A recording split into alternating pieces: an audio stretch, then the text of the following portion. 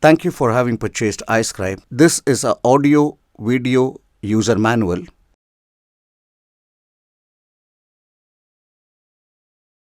Let's now see how to export a document to a PDF file.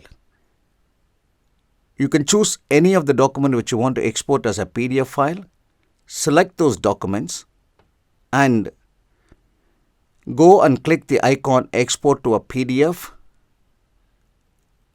and it will tell you that there is a PDF generated which is saved in your output folder.